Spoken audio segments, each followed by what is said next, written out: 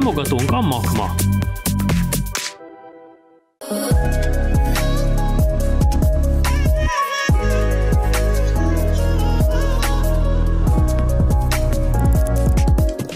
Támogatunk a játéknet.hu. Játékok bombaáron a netről, akár másnapra.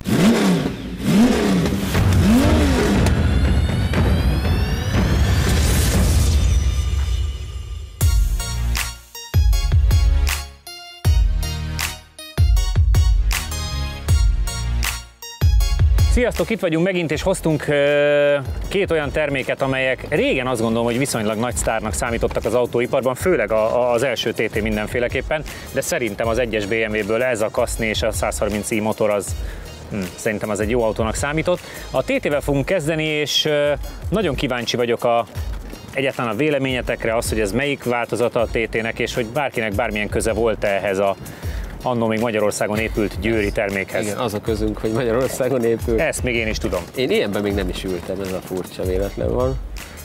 Ugye az 1.8 turbo, elsőkerekes, de van benne egy kis okosítás, mert a két literesnek a dolgait rakták bele, úgyhogy most nem 180, hanem kb. 200 lovas. Viszont nekem a szomorúbb az volt, hogy viszonylag új, de no-name gumi van rajta, úgyhogy ki tudja, milyen tapadás lesz. No-name, kelet-name. De lehet, hogy ebbe a hőségben egyébként jó, ha valami keményebb gumi, mert akkor legalább nem fog szénni olvadni. Egyébként a TT-ket azért nagyon szerettük az elmúlt időszakban, bár kétségtelen, hogy a rossz gumi miatt a TT RS nem tudta azt venni, amit szerettünk volna, viszont a jelenlegiből az alapváltozat az meg ugye meglepően jót ment. Neked valami emléked még ezeken kívül? TT-vel nem olyan nagyon, megmondom őszintén. Hát mikor betört a piacra 2000-es évek eleje, vagy a 90-es évek legeslegvége, akkor nagyon-nagyon menőnek számított, az biztos, amellett, hogy győri autó, azért akkor tájt a 150, meg 180, vagy 180 és 225 lóerő volt? Volt 225-ös is, igen. Azért az egy komoly teljesítmény volt. A Roadster tök vagányul néz ki, hát utána persze voltak botrányok is, mert hogy ugye a menet stabilizátor, meg hogy autópályán elrepkedett az autó, mert a aerodinamika nem annyira volt a helyzet magaslatán, stb., de aztán ezeket orvosolták, de személyes élményről azért nagyon sokról nem tudok beszámolni. Akkor kreáljunk most egy kis személyes élményt mindkettőtöknek, nézzük meg, ki kezd vele, és hova tudunk eljutni, igen? Jani. Ennyi. Jó utat jár. Gyorsan döntöttél, vagy gyorsan döntött a Csabi. És a no-name gumit meg tudod mozgatni. Igen.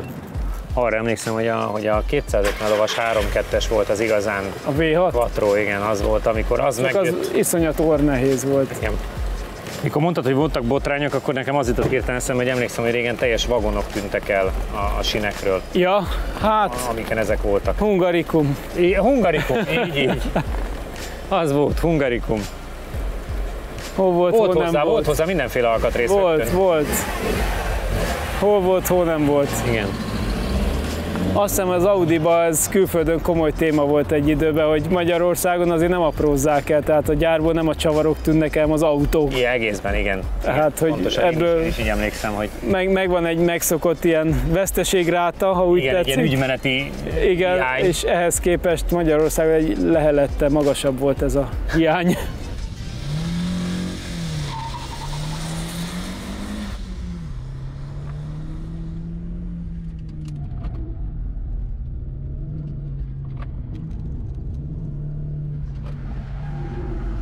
Nagyon kellemesen és kulturáltan elindult, nem annyira hallom, hogy megy, de egyébként amit meglátok, az nem olyan rossz tempó.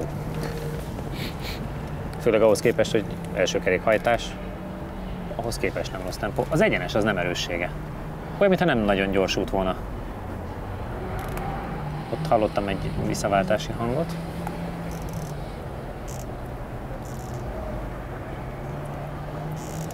Az az érdekes, hogy ez a forma hiába tényleg nem mai csirke, szerintem továbbra sem elavult, sőt. Nem. Figyelj, a mai TT ugye már szögletesebb, meg minden, meg ha mellé állítod, akkor látod, hogy annak már teljesen más a vonalvezetése, de azért alapvetően hasonló stílusjegyek vannak rajta, és pont ezért ez se hat idősnek. Pontosan.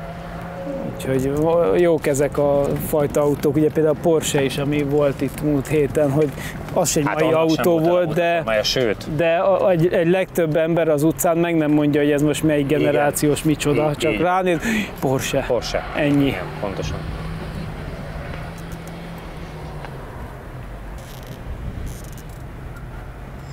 Olyan szép csöndesen teszi a dolgát. Igen.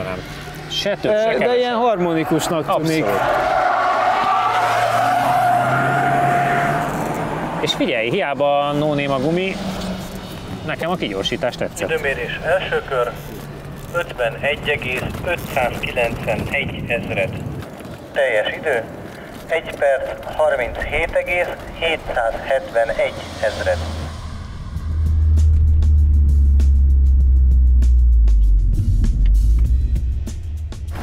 A Nissan Primera elé, amit pár hete forgattunk. A Primera GT? Igen. És minimálissal, annál erősebb. De ezredekkel a Swift Sport 1.4 turbo változata. Wow, az nem rossz. Nem. Szerintem az teljesen oké. A pár hete forgatott Primera GT-d elé, és minimálissal az 1.4 turbós Suzuki mögé egy körön. Kellemesen megy. Azt néztük, hogy olyan harmonikusnak tűnt a mozgás. Igen, abszolút. És a vezetés, így néha egy picit meg tudod a hátulját mozdítani, akkor még jó is. Olyan kis kellemes.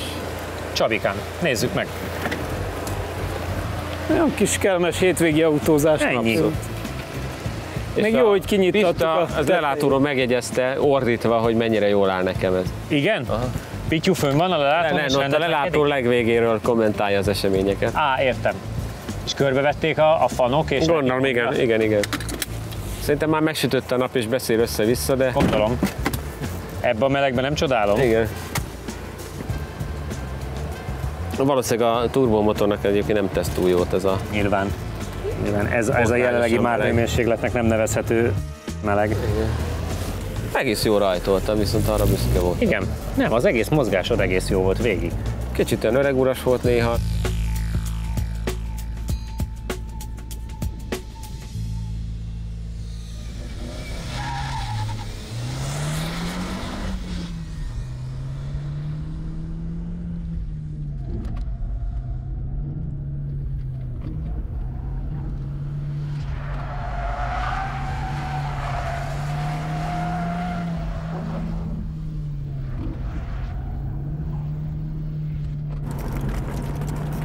Síri csöndben nézzük. Nem Igen. azért, mert délután van, hanem azért, mert igazániból nem lehet róla mit mondani.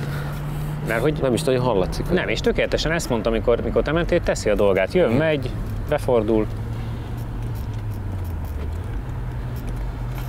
Egyébként még az áttételezés is egész kellemes. Tehát kettesben csinálsz mindent, ahogy kérsz, az egyenesben hármas. Úgyhogy úgy fekszik.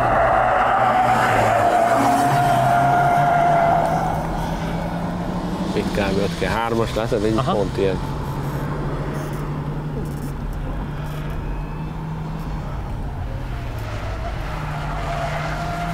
Ott talán egy picit túl sokat csúszkáltam, de oda azért nehéz befordulni tempóból.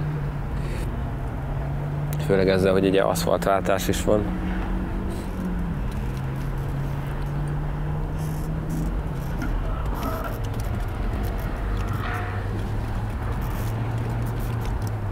Mennyire vicces, hogy egy szúnyog folyamatosan. Abszolút.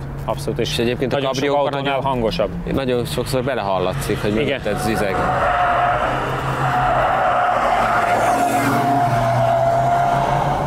Nagyon jó a forma, továbbra is. Időmérés első kör 52,80 ezred. A teljes idő 1 perc 38,565 ezred. Egy körön 1 tizedet kapott, viszont a két körön meg egy másodpercet. Úgyhogy igazából a te köröd maradt a mérvadó, ez az 51,591, ami pedig ide a Primera elé pozícionálja az autót. Jó kis Primera.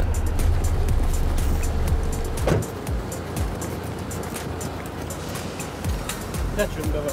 Igen. Szomorúan láttuk, hogy Milyen lassan mentél? Nem egész egy tizedet kaptál az első körön, és 1 másodpercet a 2 kör végére a különbség. Nem igazán értem, hogy miért.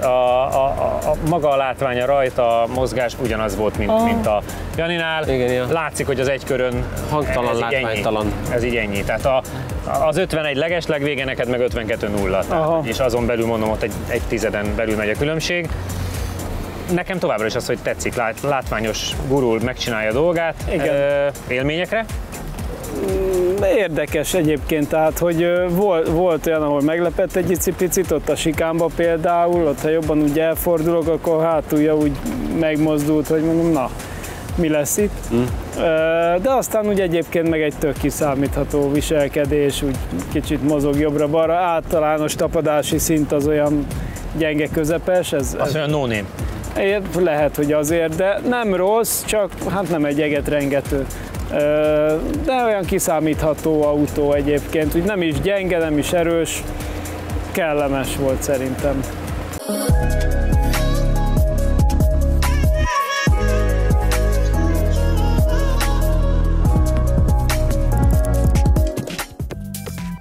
Támogatónk a Makma. Támogatónk a Rédei és Pál ügyvédi iroda, az építőipari projektek fedezetkezelés és ingatlan jogszakértője. Támogatónk a Data Expert. Adatokat csak tiszta forrásból.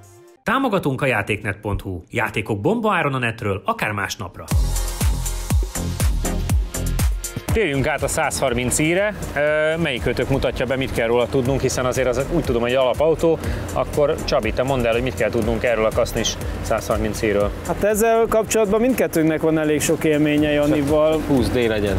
Egy 120D VLN verzióval, ugye annó versenyeztünk a BMW Team Hungary keretén belül, ami erre a karosszériára épült, csak kétszer ilyen széles volt körülbelül. Hát tényleg ilyen szélesítések voltak. Igen. Nagyon jó emlékeink vannak azzal az autóval. Ugye az egy 2 literes dízel volt. A 30i, ez akkor, tehát ez volt a legerősebb, úgyhogy akkor ez volt a csúcs, de ez még szívó, 6 hengeres, úgyhogy én arra számítok, hogy ez is egy ilyen nagyon kellemes élmény lesz, egy jól adagolható teljesítménnyel, hátsó kerékhajtás, még nem túl nehéz autó, úgyhogy én mindenképp egy kellemes élményre számítok, aztán meglátjuk. Én a tesztautóról arra emlékszem, hogy nagyon jó volt a súlyelosztás, és nagyon szépen lehetett vele keresztbe hozzá menni. Az egyesnek a legelején a bemutatón azt mondták, hogy 50-50-hez közel áll. Ugye most ez ugye milyen 6 hengeres motor van az órában, valószínűleg egy kicsit többet terhel előre, de egy nagyon kellemes, szerintem a utcai is a versenyautó, meg zseniális volt, tehát kanyarban az valami egészen elképesztő volt. Ugye itt az, hogy ez a szívó verzió, ugye ebből létezett később turbós is, ugye az a 306 lovas, igen. Ez meg a 265. Ez az már csak a kupéba volt. Igen, az csak a kupéba volt, ugye ennek volt egy kupé változata. Igen. Az is furcsa, hogy a más Kasznikban 272 lovas volt ez a motor, de a egyesben 265. Ebbe 265, igen. Tehát, hogy egy kicsit így visszavettek, de hogy mire, az a 7 lóerő, az kinek fájt, vagy miért lett ez fontos, nem tudom. Játszátok le akkor, hogy ki kezd vele. Megyek én. Hajrá! Olyan szép emlékeim vannak egyes BMW. Lássuk. Ez a kulcsa? Igen, az a kulcsa. Régen szerettél volna ilyet. Aha. Is. De azért most már a műsorok alapján kiderül, hogy Jani mindent szeretett volna. Igen. Mindent is. Jó, hát vezettem már vagy nagyon sok száz autót, abból vagy 10 szerettem volna, az még mindig. 10? Hagyjuk már. TT-n egyébként csak egy-egy apró részleten érezni a kort, az az érdekes, és a belseje is még olyan üdítő hatású. Nekem nagyon tetszik a forma. Továbbra is tényleg, hogy egyáltalán nem elavult. Gyönyörű, sima járás. Igen.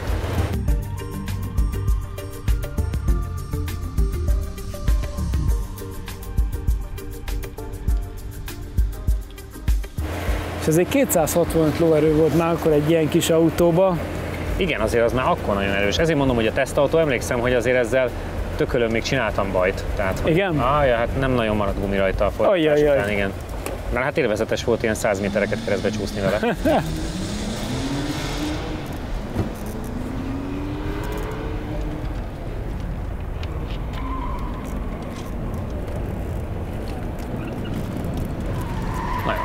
Ez a forma nekem továbbra, ez sincs elavulva. Tehát, hogy azt gondolom, hogy most mind a két autó egy régi kort, de mind a kettő pont egy olyan variáció vagy verzió, ami akár bármelyik nap most is jó lehet mindennapos használatra, és egyáltalán tényleg, ahogy talán a Porsche-nál mondtad, hogy az utcanépe meg nem mondja, hogy ez most mikori autó. Hát egyébként annyira érdekes most ez az összeállítás, hogy ugye a TT-nek a gyártását nem régiben hagyták abba, és valamilyen szinten a 1-es BMW is ebben a formában megszűnt, hiszen most már első kerékhajtású az 1-es BMW, pont ugye idén lett bemutatva az új generáció, tehát ilyen klasszikus hátsó kerékhajtású 1-es BMW-t már nem kapni. Igen. Tehát mind a két autó egy picit így, ha úgy tetszik, a múltat idézi ilyen szempontból is, hogy most már egyiknek sincsen hasonló kialakítású utódja, sajnos. És legyünk őszinték, hogy egyre több ilyen sportosnak ítélt modell fog kikerülni a gyártásból. Igen, hát a környezet kibocsátási normák miatt, igen. A 120 g per kilométer széndioxid az egész flottát tekintve, az nagyon-nagyon befolyásol mindent. Igen, meg még egy dolog van, hogy mindjárt mondom. 51,520 ezred. A teljes idő 1 perc 37,100 ezred.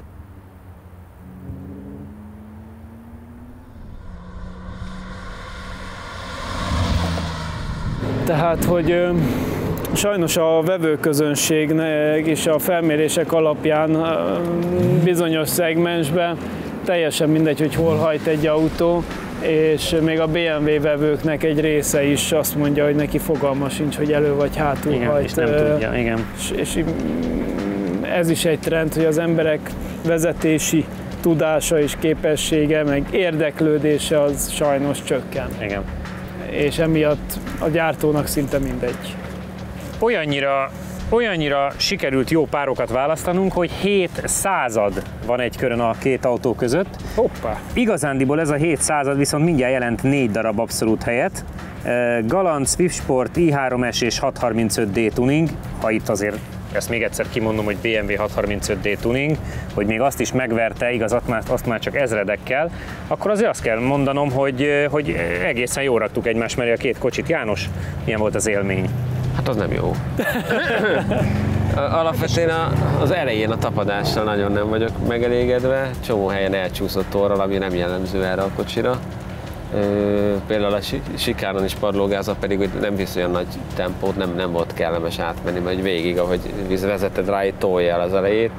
Ugye sper meg nincs benne, tehát cserébe, ha meg visszalépsz a gázról, hogy akkor befordítsd a hátulját, akkor meg ugye elpörög az belső kerék. Szóval egyik kör se volt egy túl szép, nem a életem két legjobb köre volt. Kicsit olyan küzdős volt cserébe, mindent megcsinál, amit szeretnél, tehát amúgy szerencsére lehet irányítani, csak valahogy így mondom, tapadás tekintetig, főleg az eleje az úgy nagyon nem tetszett, tehát ilyen ortolós. Hát nem zárnám ki, hogy ez a gumik rovására írható. Igen. Nekünk volt annó egy autónkon ilyen gumi, az Omegán. Sokáig tartott, ez volt a nem voltál rá büszke. Összes jó, amit... Csabikám, azért nézzük meg, mi az, hogy te mit tudsz vele még. Megnézzük. De gyakorlatilag ez a 700 különbség egy körön, ez... Kellemesen erős, ez is sokkal kiszámíthatóbb a karaktere, annyira egyenletesen adja le, tehát hogy amúgy szép is, bár nagyon visszafogott benne a motorhang, de azért szép hangja van. A váltó is egy kicsit úgy lassan lehet vele váltani. Nem, tehát amit szerettem volna menni ezzel az autóval, az úgy nem jött az vissza. Nem sikerült. Aha. Én a formavilágot dicsértem meg úgy az egészet a kialakítását. Csomó helyen, hogy odaraktam az elejét, hogy fordulj be, de nem. Itt is így jöttem felétek, itt mindig orra eltolta, meg kellett várni, még úgy valami lesz, aztán megint befordítani.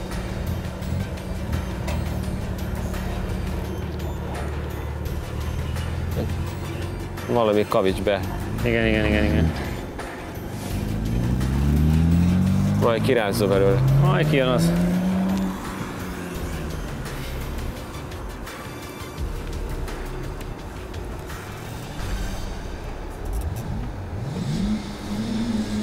Viszont egész jól indultam, nem?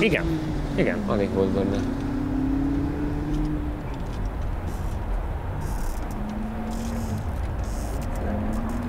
Maga a mozgás az nekem teljesen vállalható. Ott az elején ugye elúszott kétszer a feneke, mert gondolom azért az kevésbé meleg volt. Ott úszik neki a hátulja.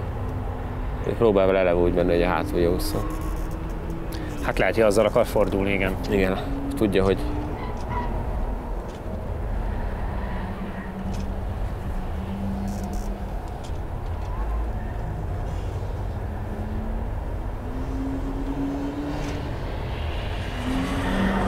látod, hogy ő is ilyen... Igen.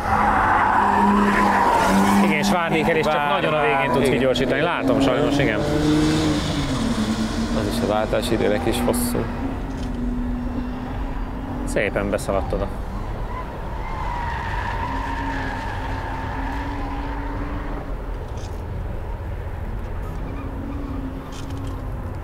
Ott úszkál vele. Meglátjuk, nem vagyok benne biztos egyébként, hogy bármilyen jellegű csúszás is segítene most ennél a tempónál, meg ennél az erőnél. Mert itt azért nem tudsz úgy csúszni, hogy azt segítsen. Hát csak legalább rossz, jó irányba állna. Most nagyon eltolt az elejét, igen. Most megint eltolt.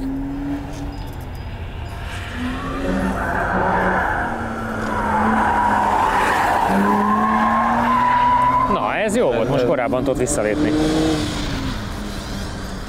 Időmérés.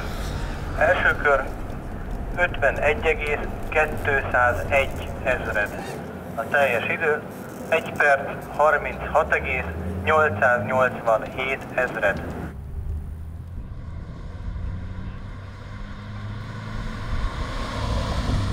Három tizeddel megvert az első körön, és az marad a második körre is, viszont ez a 3 tized, ez sokat számít neki. Hát egyébként 201, még 5 helyet jelent. Mondeo 2 Turbo, Giulietta QV, Insignia OPC és a Cooper-es Altonen Edition. Ezek vannak még megszerezgetve. És azért a 36887, az pedig a Z3-as BMW-nek a kétköre, meg a Swift Sport turbós változatának a kétköre. 3 tizeddel verted meg a Janit az első körön, és az a 3 tized maradt meg a második körre is. Láttuk, hogy ott lecsúsztál. Igen, az a kanyarod volt egyedül, ami itt nem volt eltalálós, viszont a célra fordulód az olyan szépen ment ki hátsó kerékkel. Hát most próbáltam kicsit drasztikusan, hogy Jani véleményéből levonva a következtetéseket, hogy picit határozottabban mozdítsam, mert különben nem mozdul meg.